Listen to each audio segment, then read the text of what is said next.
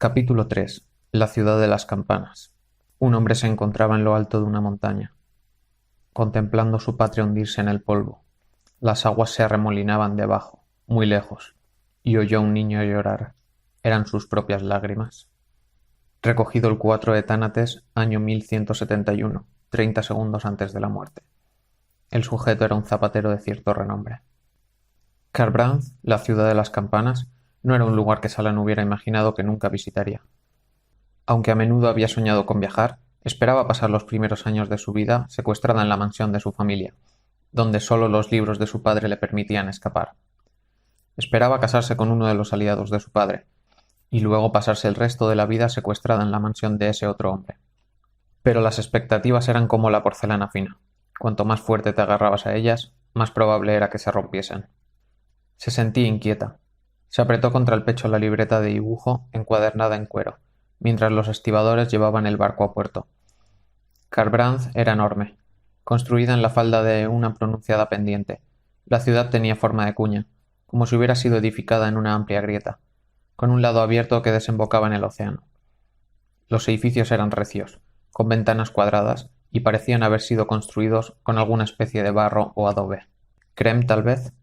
Estaban pintados de colores brillantes, rojos y anaranjados la mayoría, pero había también azules y amarillos de vez en cuando. Pudo oír las campanas, tintineando al viento, resonando con sus voces puras. Tuvo que torcer el cuello para contemplar la zona más alta de la ciudad. Kharbranz era como una montaña que se alzaba sobre ella. ¿Cuánta gente vivía en un lugar como este? ¿Miles de personas? ¿Decenas de miles? Se estremeció de nuevo, asustada aunque emocionada al mismo tiempo, y entonces parpadeó con fuerza, fijando la imagen de la ciudad en su memoria. Los marineros corrían de un lado a otro. El placer del viento era un navío estrecho, de un solo palo, apenas lo suficientemente grande para ella, el capitán, su esposa y la media docena de tripulantes. Al principio le había parecido muy pequeño, pero el capitán Tothbeck era un hombre tranquilo y cauto, un marinero excelente, aunque fuera pagano. Había guiado el barco con cuidado a lo largo de la costa, encontrando siempre una cala a cubierto para capear las altas tormentas. El capitán supervisaba el trabajo mientras los hombres aseguraban las maromas. Tothbeck era un hombre bajo que le llegaba a Salan a la altura de los hombros, y mostraba sus largas cejas blancas zaileñas en un curioso patrón en punta. Era como si tuviera dos abanicos sobre los ojos, de un palmo de largo cada uno. Llevaba una sencilla gorra de lana y una chaqueta negra con botones plateados. Salan imaginaba que aquella cicatriz de su barbilla se la había hecho en una furiosa batalla marítima contra los piratas. El día antes se decepcionó al enterarse de que había sido causada por un cabo suelto durante un temporal. La esposa de Tothbeck, Asl, bajaba ya por la plancha para registrar el barco. El capitán vio a Salan observándolo y se acercó a ella. Era uno de los contactos comerciales de la familia, en quien su padre confiaba ciegamente. Eso era buena cosa, ya que el plan que sus hermanos y ella habían trazado no tenía lugar para que la escoltara un ama o una dama de compañía. El plan ponía a Salan nerviosa, muy nerviosa. Odiaba ser hipócrita, pero el estado financiero de su casa necesitaban una espectacular entrada de dinero u otro tipo de presión en la política local de Beden. De lo contrario, no sobrevivirían al año. Lo primero es lo primero, pensó Salan, obligándose a conservar la calma. Encuentra a Jasna Collin, suponiendo que no se haya marchado de nuevo sin ti. He enviado un mozo de tu parte, brillante, dijo Tothbeck. Si la princesa sigue aquí, lo sabremos pronto. Salan asintió agradecida, todavía cerrada su libreta de dibujos. En la ciudad había gente por todas partes. Algunos llevaban ropas familiares, pantalones y camisas con encajes los hombres, faldas y blusas de colores las mujeres. Podían ser gente de su tierra, ya que ved, pero Kharbranz era una ciudad libre, una ciudad-estado pequeña y políticamente frágil, con poco terreno, pero con muelles abiertos a todos los barcos que pasaban. Allí no hacían ninguna pregunta referida a nacionalidades ni estatus. La gente acudía en masa. Eso significaba que muchas de las personas que Salan veía eran exóticas. Aquellas túnicas simples indicaban a un hombre o a una mujer de Tashik muy al oeste. Las largas sayas hasta los tobillos, pero abiertas por delante como capas. ¿De dónde era esa gente? Rara vez había visto a tantos parmenios como veía ahora trabajando en los muelles, cargando fardos a sus espaldas. Como los parmenios que había poseído su padre, eran fornidos y de miembros gruesos, con su extraña piel jaspeada, algunas partes pálidas o negras, otras de un intenso escarlata. El patrón jaspeado era único en cada individuo. Después de seguir a Jasna Collin de ciudad en ciudad durante casi un año, Shallan estaba empezando a pensar que nunca alcanzaría a la princesa. ¿La estaba evitando? No, eso no parecía probable. Shallan no era lo bastante importante para esperarla. La brillante Jasna Collin era una de las mujeres más poderosas del mundo, y una de las más tristemente célebres. Era la única miembro de una fiel casa real que era una hereje profesa. Shallan intentó controlar su ansiedad. Lo más probable era que descubrieran que Jasna se había vuelto a marchar. El placer del viento atracaría para pasar la noche, y Shallan negociaría un precio con el capitán, con un gran descuento, debido a las inversiones de su familia en el negocio de Tothbeck, para que la llevara al siguiente puerto. Ya habían pasado varios meses de la fecha en que Tothbeck esperaba librarse de ella. Shallan no había sentido nunca el menor resentimiento por su parte. Su honor y lealtad le obligaban a acceder a sus peticiones. Sin embargo, su paciencia no duraría eternamente, ni el dinero de ella tampoco. Ya había gastado la mitad de las esferas que había traído consigo. Tothbeck acabaría por abandonarla en una ciudad desconocida, desde luego, pero tal vez insistiera en llevarla de regreso a Bédenas. «Capitán», dijo un marinero, subiendo la plancha a la carrera. Llevaba solamente un chaleco y pantalones bombachos, y tenía la piel bronceada, de quien trabaja el sol. «Ningún mensaje, señor. El práctico del puerto dice que Jasna no se ha marchado todavía». «Bien», exclamó el capitán, volviéndose hacia Shallan. «La caza ha terminado». «Benditos sean los heraldos», dijo Shallan en voz baja. El capitán sonrió. Sus exageradas cejas parecían vetas de luz que surgieran de sus ojos. «Debe de ser tu hermoso rostro el que nos ha traído este viento favorable.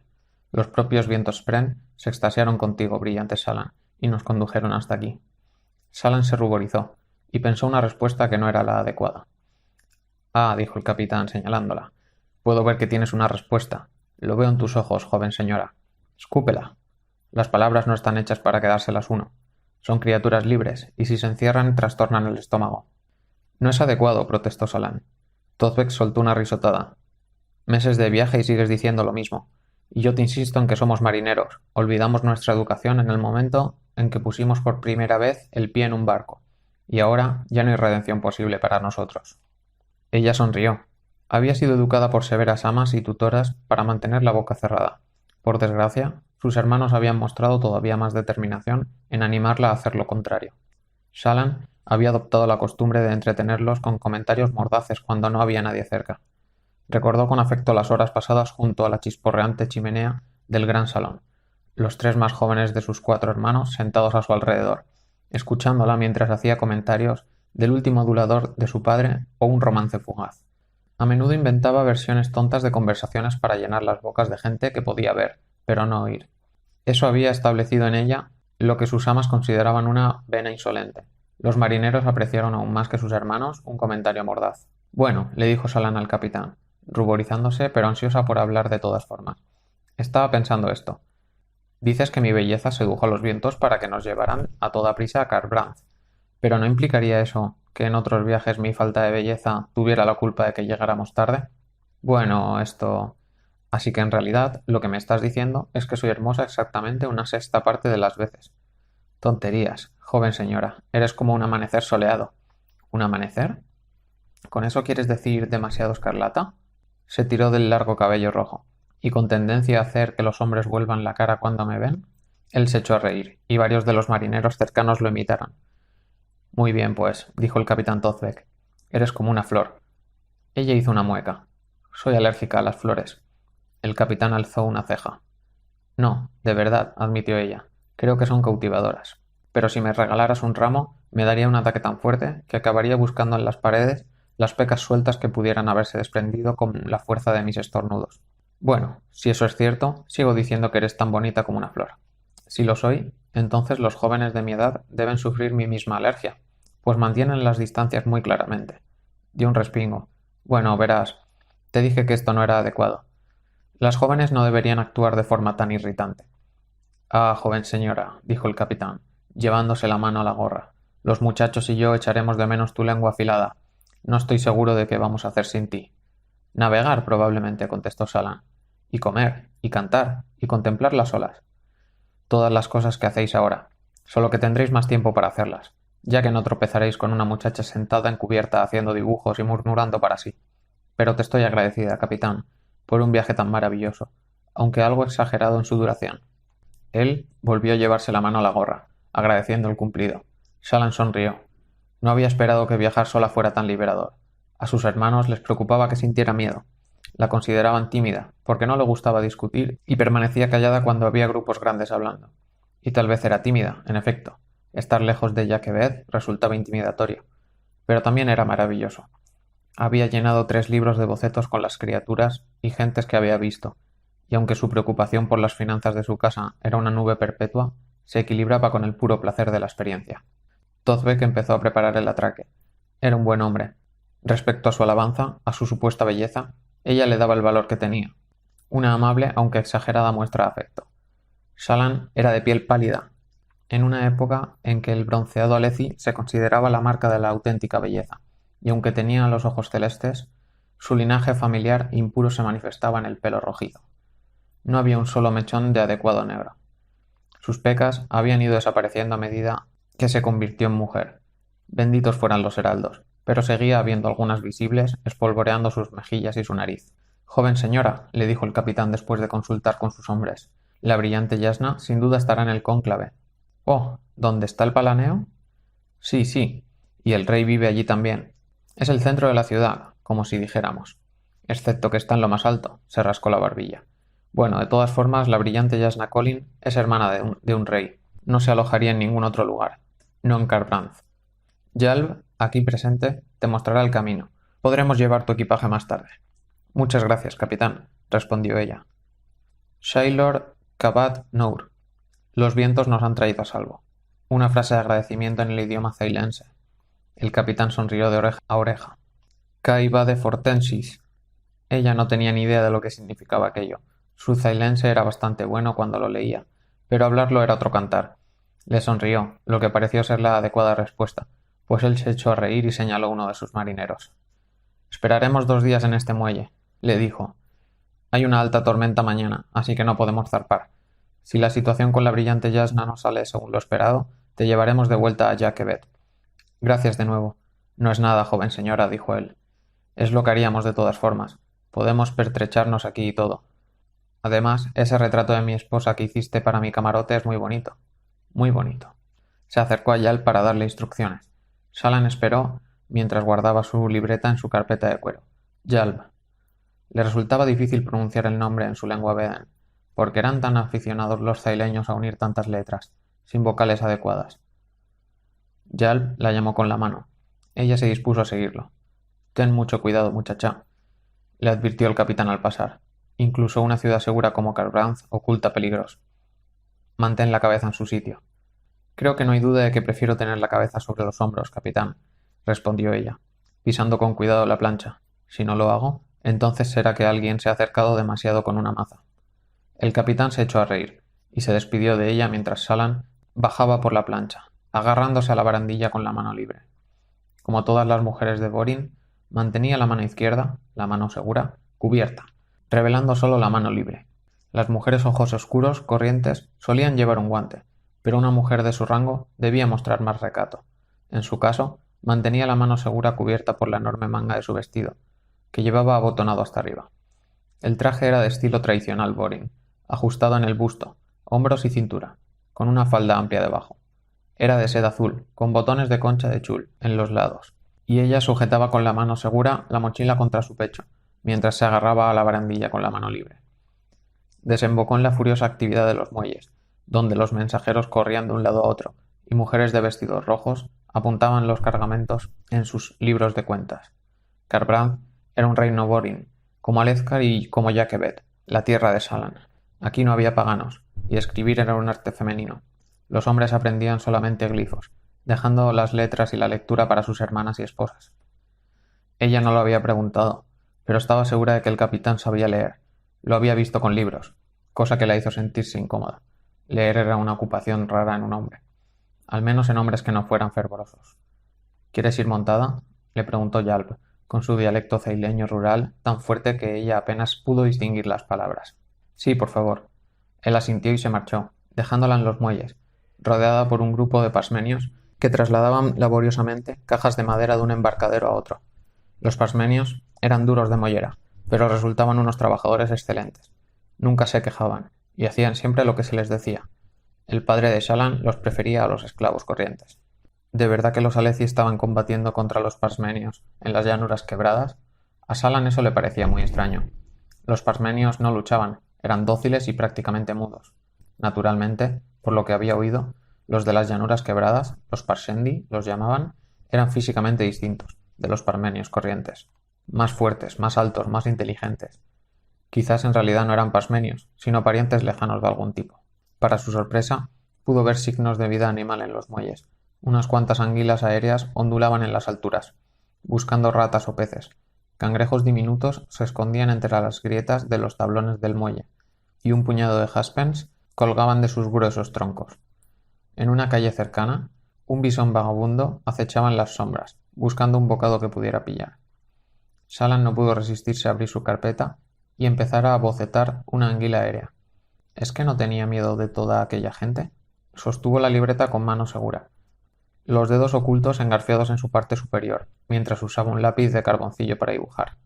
Antes de que terminara, su guía regresó con un hombre que tiraba de un curioso carruaje con 2 ruedas grandes y un asiento cubierto por un dosel. Vacilante, ella guardó la libreta. Había esperado un palanquín. El hombre que tiraba del vehículo era bajo y de piel oscura, con una amplia sonrisa y labios carnosos.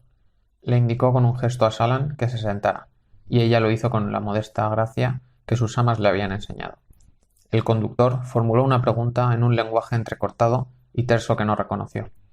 ¿Qué ha dicho?, le preguntó ella a Yalb. ¿Quieres saber si te gustaría ir por el camino largo o por el corto? Yalb se rascó la cabeza. No estoy seguro cuál es la diferencia. Supongo que uno tarda más tiempo que el otro.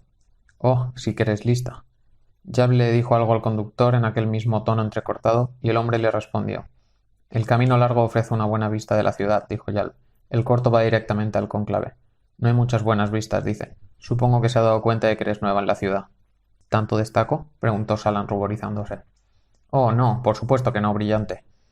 Y con eso, quieres decir que soy tan evidente como una verruga en la nariz de una reina. Yalb se echó a reír. Eso me temo. Pero no puedes ir a ningún sitio una segunda vez hasta que lo hayas hecho una primera, supongo. Todo el mundo tiene que destacar alguna vez, así que bien puedes hacerlo siendo tan bonita como eres. Shallan había tenido que acostumbrarse al amable galanteo de los marineros. Nunca eran demasiado atrevidos, y ella sospechaba que la esposa del capitán les había hablado severamente cuando se dio cuenta de cómo hacían que se ruborizara. En la mansión de su padre, los criados, incluso aquellos que eran ciudadanos plenos, temían salirse de su sitio. El porteador seguía esperando una respuesta. El camino corto, por favor, le dijo Shallan a Yalb, aunque le habría gustado ver el camino panorámico. Por fin estaba en una ciudad de verdad y elegía la ruta directa, pero la brillante Yasna había demostrado ser tan elusiva como un cantarín salvaje. Era mejor darse prisa. La carretera principal subía por la falda de la montaña a trompicones, así que incluso el camino corto le permitió ver gran parte de la ciudad. Resultó ser embriagadoramente rica, con tanta gente extraña, vistas y campanas resonantes. Shallan se acomodó y lo contempló todo. Los edificios se agrupaban según su color, y ese color parecía indicar un propósito. Las tiendas que vendían los mismos artículos estaban pintadas del mismo tono, violeta para las ropas, verde para los alimentos. Las casas tenían sus propios patrones, aunque Shallan no pudo interpretarlas. Los colores eran suaves, con una tonalidad apagada y gastada. Yalb caminaba junto al carro. El porteador empezó a dirigirse a Shallan. Yalb tradujo las manos en los bolsillos de su chaleco. Dice que la ciudad es especial por las lights que hay. Shallan asintió. Muchas ciudades estaban construidas en lights, zonas protegidas de las altas tormentas por las formaciones rocosas cercanas. Kharbranth es una de las ciudades mejor protegidas del mundo, continuó traduciendo Yalb, y las campanas son un símbolo de eso. Se dice que las levantaron por primera vez para advertir que soplaba una alta tormenta, ya que los vientos eran tan suaves que la gente no siempre se daba cuenta. Yalb vaciló. Solo dice eso porque quiere una buena propina, brillante. He oído esa historia, pero creo que es una tontería absoluta. Si los vientos soplaran lo bastante fuerte para mover las campanas, la gente se daría cuenta. Además, ¿no se darían cuenta de que les está lloviendo encima de las cabezas? Shallan sonrió. No importa, puede continuar. El porteador continuó charlando con su voz entrecortada. ¿Qué lenguaje era aquel, por cierto? Shallan escuchaba la traducción de Yalb, mientras absorbía las vistas, sonidos y, por desgracia, los olores. Había crecido acostumbrada al aroma agradable de los muebles recién limpiados y al pan horneándose en las cocinas. Su viaje por el océano le había enseñado nuevos olores, a salitre y limpio aire marino. No había nada limpio en lo que olía aquí. Cada callejón ante el que pasaban tenía su propia variedad única de hedores repugnantes. Se alternaban con los aromas picantes de los vendedores callejeros y sus comidas, y la yuxtaposición era aún más nauseabunda. Por suerte, el portador se dirigió a la parte central de la calzada, y los olores remitieron, aunque eso los frenó, pues tuvieron que enfrentarse al denso tráfico. Salam miró asombrada a la gente que encontraba.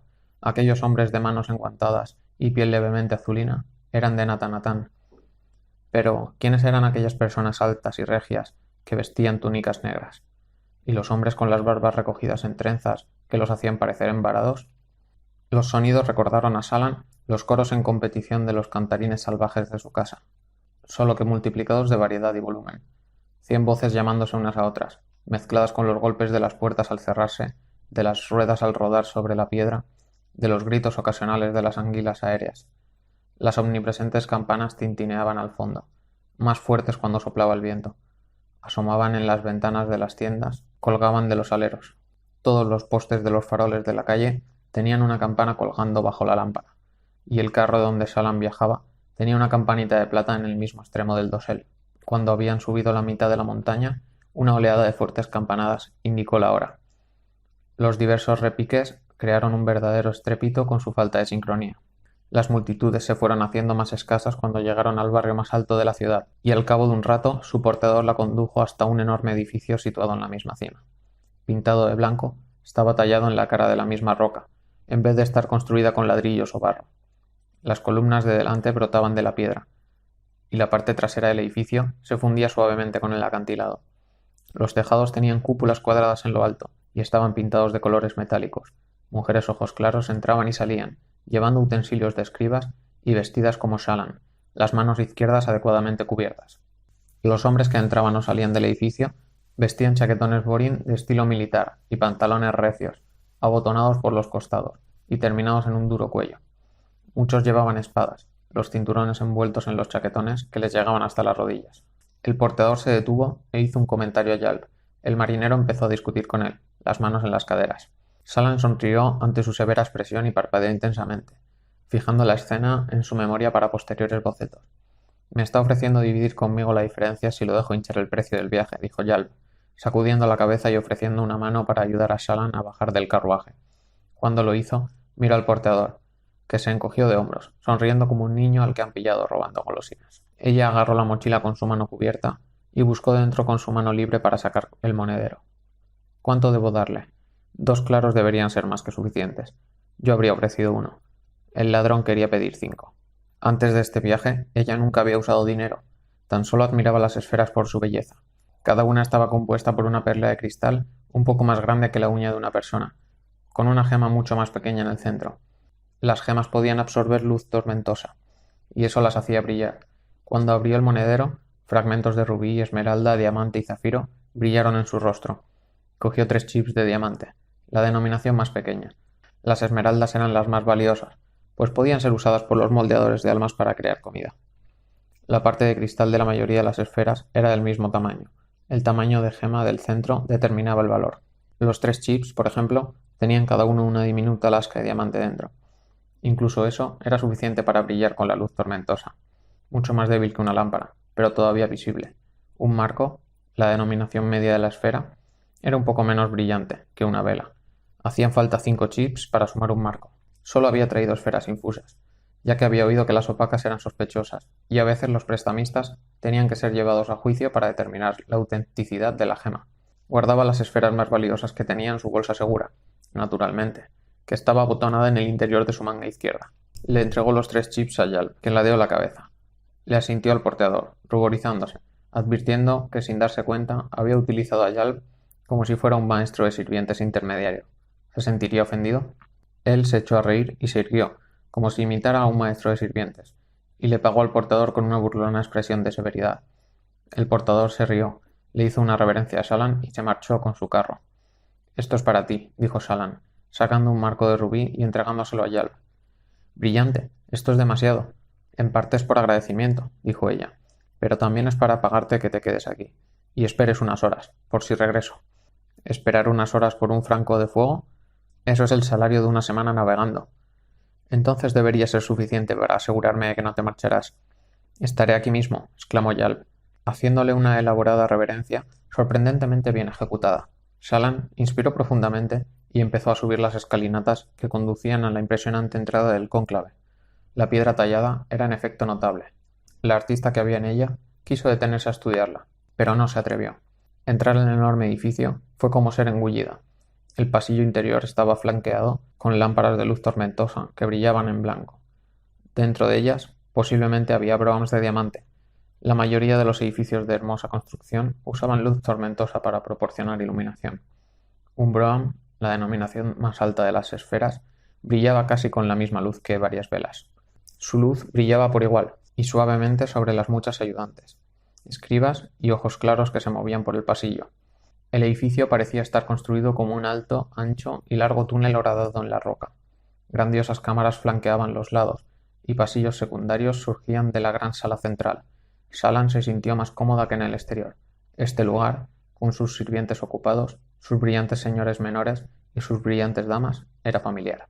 Alzó su mano libre en señal de necesidad, y en efecto, un maestro de sirvientes, con una esplendente camisa blanca y pantalones negros, acudió presuroso a su lado. ¿Brillante? Preguntó hablándole en su vez en nativo, probablemente por el color de sus cabellos. Busco a Jasna Collin, dijo Shallan. He oído decir que está dentro de estos muros. El maestro de sirvientes se inclinó secamente. La mayoría de los maestros de sirvientes se enorgullecían de su servicio refinado, el mismo aire que Yalb había remedado un burlón un rato antes. Ahora vuelvo, Brillante, dijo. Sería del segundo Nan, un ciudadano ojos claros de muy alto rango. En la Fëvorin, la llamada, la tarea a la que uno dedicaba la vida, era de importancia vital.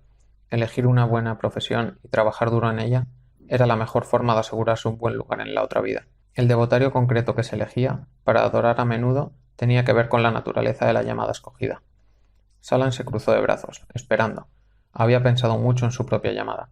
La elección obvia era el arte, ya que le encantaba dibujar. Pero lo que la atraía era algo más que el dibujo. Era el estudio, las cuestiones suscitadas por la observación. ¿Por qué no temían a la gente las anguilas aéreas? ¿De qué se alimentaban los jaspers? ¿Por qué una población de ratas florecía en una zona, pero fracasaba en otra? Así que, en cambio, había elegido historia natural. Ansiaba ser una verdadera erudita, recibir auténtica instrucción, pasarse el tiempo investigando y estudiando. Era en parte por eso por lo que había sugerido este osado plan de buscar a Jasna y convertirse en su pupila. Tal vez. Sin embargo, tenía que mantener la concentración. Convertirse en pupila de Jasna, y por tanto en estudiante, era solo un paso. Reflexionó sobre esto mientras se acercaba tranquilamente a una columna, usando su mano libre para palpar la piedra pulida. Como gran parte de Rosar, a excepción de ciertas regiones costeras, Kharbranth estaba construida en roca pura, sin romper. Los edificios de fuera habían sido tallados directamente en la roca, y éste había sido horadado en ella. La columna era de granito, supuso, aunque su conocimiento de geología era escaso. El suelo estaba cubierto de largas alfombras de color naranja quemado. El tejido era denso, diseñado para parecer rico y soportar el pesado tráfico. El pasillo ancho y rectangular daba una sensación de antigüedad. Un libro que Shallan había leído decía que Kharbranth había sido fundada en los días de las sombras, años antes de la última desolación. Muy antiguo entonces. Miles de años de edad, creado antes de los terrores de la hierocracia, mucho antes incluso de la traición, cuando se decía que los portadores del vacío, de cuerpo de piedra, acechaban la tierra. ¿Brillante? Preguntó una voz. Shallan dio media vuelta y descubrió que el sirviente había regresado. Por aquí, Brillante. Shallan asintió, y el sirviente la condujo rápidamente por el concurrido pasillo. Repasó cómo debía presentarse a Jasna. La mujer era una leyenda. Incluso Shallan, que vivía en los remotos estados de Yakebed, había oído hablar de la deslumbrante y hereje hermana del rey Aleci. Jasna solo tenía 34 años, aunque muchos consideraban que ya habría conseguido la toca de maestra erudita si no fuera por sus denuncias a la religión. Más en concreto, denunciaba a los devotarios, las diversas congregaciones religiosas a las que se unía la gente de Bienborin. Los comentarios inadecuados no le servirían aquí a Shallan. Tendría que comportarse. Ser pupila de una mujer de gran renombre era la mejor forma de dominar las artes femeninas: música, pintura, escritura, lógica y ciencia. Era el equivalente a cómo se entrenaría un joven en la guardia de honor de un brillante señor que respetase. Shallan le había escrito originalmente a Yasna pidiendo, llena de desesperación, ser admitida como pupila suya. No esperaba que la respuesta de la mujer fuera afirmativa. Cuando la recibió, a través de una carta que le ordenaba que la visitara en Dumadari en 2 semanas. Shallan se quedó sorprendida. Llevaba persiguiéndola desde entonces. Yasna era una hereje. ¿Le exigiría a ella que renunciara a su fe? Dudaba poder hacerlo. Las enseñaras Borin referentes a la gloria y la llamada habían sido uno de sus pocos refugios ante los días difíciles, cuando su padre estaba en su peor momento. Se dirigieron a un pasillo más estrecho, y entraron en una serie de corredores que se alejaban cada vez más de la caverna principal. Finalmente, el maestro de sirvientes se detuvo en una esquina, y le indicó que continuara. Había voces procedentes del pasillo a la derecha. Shallan vaciló. A veces se preguntaba cómo había llegado a esto. Ella era la silenciosa, la tímida, la más joven de 5 hermanos, y la única chica, a cubierto, protegida toda la vida. Y ahora las esperanzas de toda su casa reposaban sobre sus hombros. Su padre estaba muerto, y era vital que eso permaneciera en secreto. No le gustaba pensar en aquel día. Lo bloqueaba de su mente, y se obligaba a pensar en otras cosas. Pero los efectos de su pérdida no podían ignorarse. Había hecho muchas promesas, algunos acuerdos comerciales, algunos sobornos, parte de los últimos disfrazados de los primeros. La casa Dabar le debía grandes cantidades de dinero a gran número de personas, y sin su padre para aplacarlos a todos, los acreedores pronto empezarían a exigir. No había nadie a quien acudir. Su familia, debido en gran medida a su padre, era rechazada incluso por sus aliados. El alto príncipe Balam, el brillante señor a quien su familia debía lealtad, vacilaba, y ya no le ofrecía la protección de antaño. Cuando se conociera que su padre había muerto y que su familia estaba en la ruina, sería el fin de la casa Dabar. Serían consumidos y sometidos a otra casa. Serían forzados a trabajar a muerte como castigo. De hecho, incluso podrían ser asesinados por los acreedores insatisfechos. Impedir eso dependía de Shallan, y el primer paso venía con Jasna Collin.